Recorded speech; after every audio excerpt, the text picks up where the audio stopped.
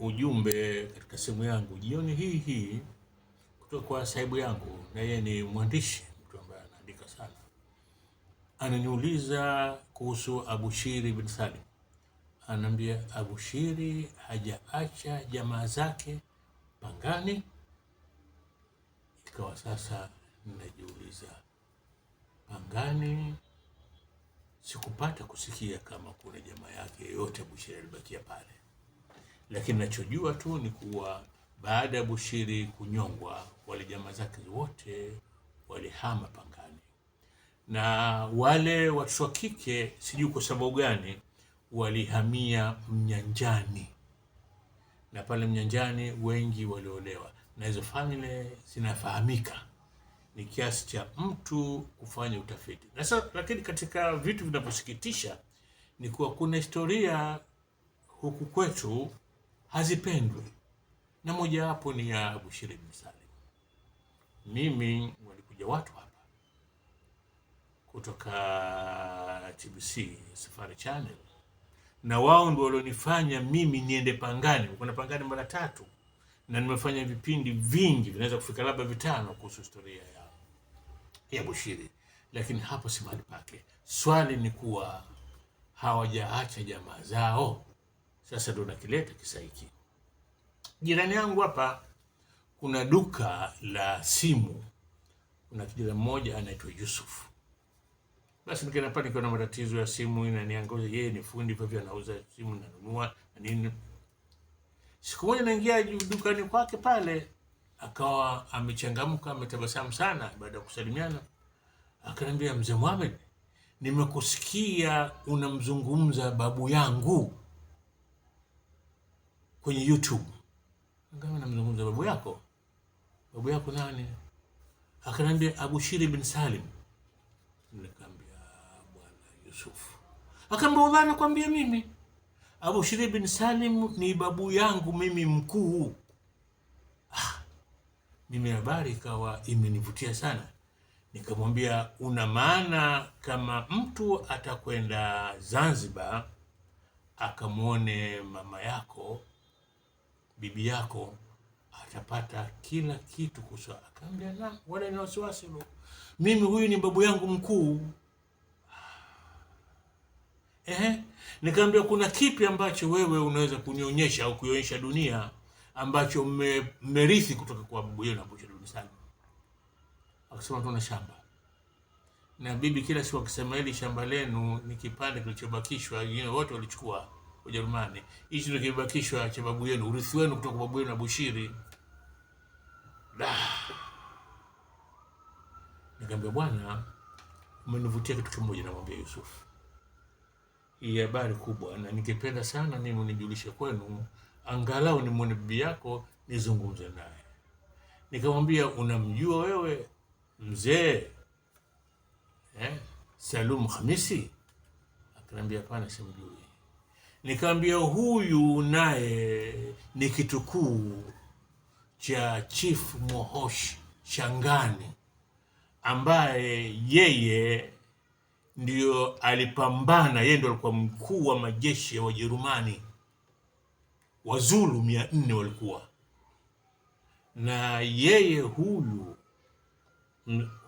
huyu mzee ni kijana mwenzako. Namwambia babu yake mkuu, ambaye wakati baadaye kuja kujulikana kama Fred Planter, ndio huyo Chief Mohoshi Shangani Mzulu, ambao Wajerumani walimchukua kutoka Imhambane, Mozambiki, kijiji kinachokuwa Likunyu, wakaja na jeshi zima na Wazulu mpaka Pangani, wameletwa kupambana na wale machifu viongozi wa Tanganyika wakati ni German West Africa, ambao walikuwa wanapinga utawala wa Ujerumani. Huyu mjuane nyinyi, kwa nyinyi babu zenu huko walikuwa maadui. Leo nyinyi hapo mwenye mkuu hapo Masjid Nuru mnaswali safu moja, hamjuani. Nataka nikujulishe kwake, nikwambia huyu ndio alipigana babu yako, kwa sababu Abushiri vita vya mwisho alikimbia hana silaha. Makolozo yule von Wissmann alizingira ile kambi yake na kufanya mashambulizi, na askari hao waliopigana Bushiri walibakia hapa, baadhi yao, na wengine walikimbia na Voleto Vobek katika vita vya kwanza vya dunia. Baada ya kuona wanashindwa sasa Wazulu, wakakimbia wakaingia Mozambiki, wakaenda Mozambiki. Lakini katika askari hao Kleist Sykes, yeye alikuwa wakati wenzake wanakimbia sasa, yeye alikuwa ni mateka wa vita wa Uingereza. Wao wakabakia hapa kutoka na jeshi lile, na kulikuwa na Machakaomo, familia yao iko paka. Hao ni Wazulu, hao baba zao wazee wao walipigana na Abushir ibn Salim Machakaomo. Sasa nikuwa ameniuliza ndugu yangu huyu kama je, Abushiri ana ndugu zake hapa? Kwa hiyo nataka mtafiti kwanza afike kwanza Mnyanjani, na nasikia Mnyanjani pale walifikia katika familia ya Anzuani. Hii familia ya Anzuani familia maarufu sana Tanga na pale Mnyanjani na Tanga ni kama kilomita 2-3 tu. Ni familia maarufu, wanaweza wakajua kama wapi wapo ndugu zake Abushir ibn Salim. Sasa hii nimeona ni mniletee swali, ameniletea ndugu yangu ile swali, niko na hapana, hii nifanye video angao fupi kwa sababu ina kitu ndani. Abushiri hakupendeza sana. Abushiri yeye ndio alimsilimisha Mkwawa, na jina alilochagua Mkwawa ni Abdallah. Leo ukisema ni wachi, kwa kwanza niliposema kama Mkwawa alikuwa Muislamu, vita vyake hapa nchini vilikuwa vikubwa mno. Nikamwambia lakini mimi mnanishambulia. Mimi sijasema hivyo. Ukienda Mkwawa Museum utakuta barua ambayo na alimsomesha Mkwawa mpaka wanajua kuandika kwa Kiarabu. Ziko barua zake, anaanza na Bismillahirrahmanirrahim. Sasa watu hapa huwapendi historia za Uislamu, wakajijua kama ninatunga. Kama hapana, kienda Mkwawa utakuta barua, na kuna bunduki ambayo Abushiri alimpa Mkwawa, na Mkwawa alivyokuwa na akili, ile bunduki ile akawapa mafundi wake, kwa sababu alikuwa pale na chuma, kwa na chimba chuma pale, wakatengeneza bunduki nyingine. Zote historia hizi nzuri tu ambazo. Sasa ile swali limekuja la Abushiri, je, ndugu zake bado wapo? Naam, wapo ndugu Abushiri, lakini kwa sababu historia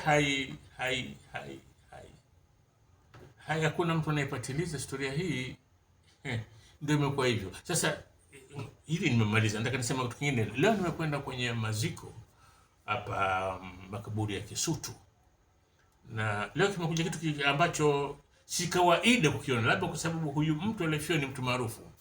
Huyu bibi alikuwa mke wa marehemu Saidi Mahamri. Said Mahamri alikuwa mtu maarufu, alikuwa ni football administrator mkubwa sana hapa, na alikuwa ni mwanasheria, na wanaye ni watu maarufu, na mmoja ya binti yake ameolewa na kina Sykes. Sykes na familia maarufu. Kwa hiyo vijana wengi nimekutana nao pale. Sasa nimekutana na Sajo cha urembo, nikakutana na Ali ni yeye huyo Ali. Sasa unaweza kusema Ali ni kitukuu cha Kleist Sykes Bwane, anakuwa kitukuu ndio kwa huo Ali.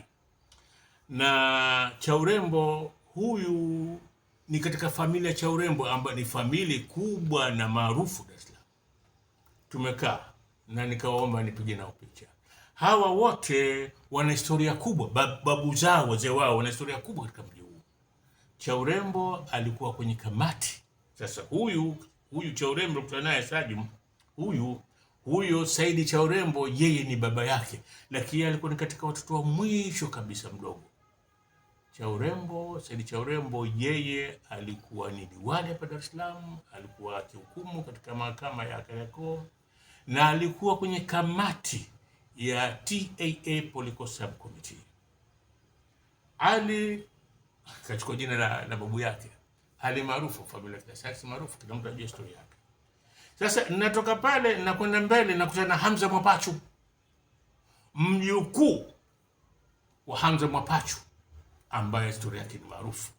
Na Hamza Mwapachu yeye alikuwa kwenye kamati ya TA Political Subcommittee, na umaarufu wake ni kwa yeye ndio aliwakusanya vijana ambao waliona wanaweza wao kufanya chama cha siasa na kumuondoa Mwingereza.